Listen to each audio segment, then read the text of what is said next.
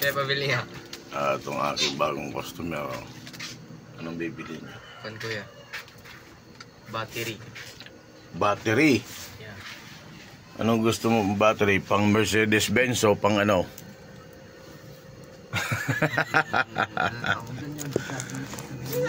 Ha? Yung laruan na aso-aso ngayon kuya.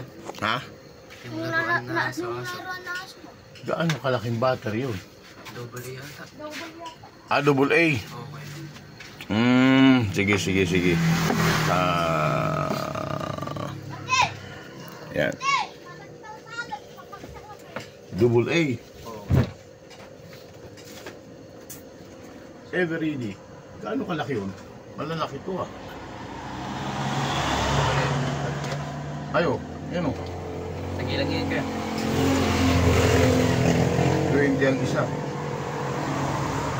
Double A ba to? Oo kuya, wala yung orange kuya. Wala nakalagay ng double A. Wala yung orange kuya. Alam mas matibay yan. Yan ang sigat na battery. Everready. Wala ano.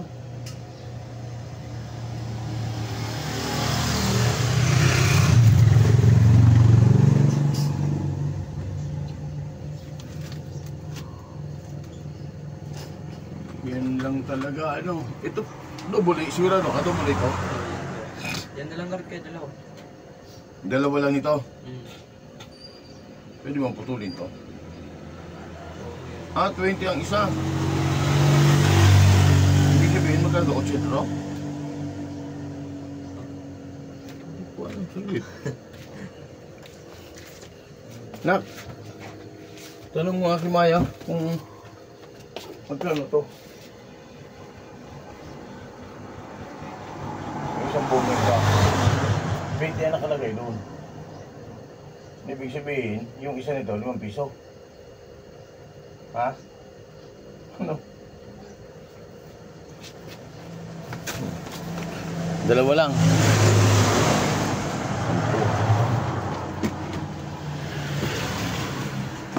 Pwede mga hatiin to. Ubusin mo na kasi. Ilan ba yan kuya? 20. Apat? Wait. Wala kasi 28 yan sabi niya. Di ba yung orange mo ngayon, no?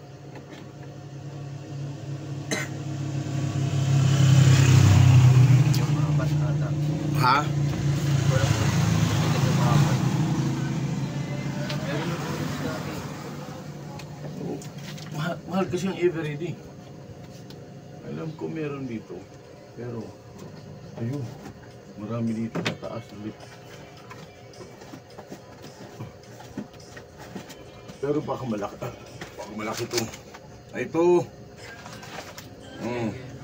Dalawa. Double A talaga. Pinatago kasi sa taas. Paano yung bebenta yan? Ilan yung kaya? Ganun na rin. Wala sila sinusulat. Ganun na yan. Ayan yun. 22 yata mo.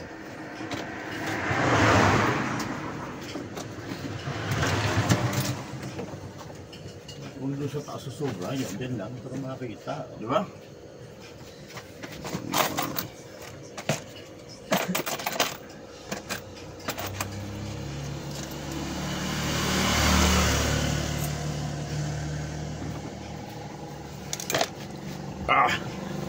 Ayan. Tulog pa kasi yung aking biyanan at siya po yung nagtitinda dito. Ako naman sa gabi, pag mag-close, kami din sa resto. Yung biyanan ko naman maghapon dito siya. Nagtitinda.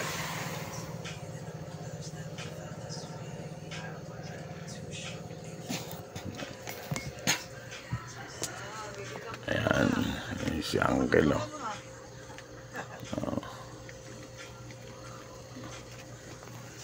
Okay.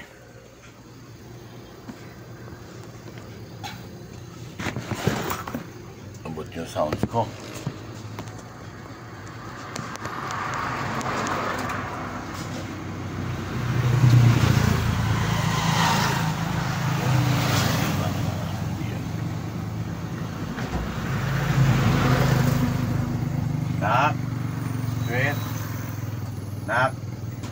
Good.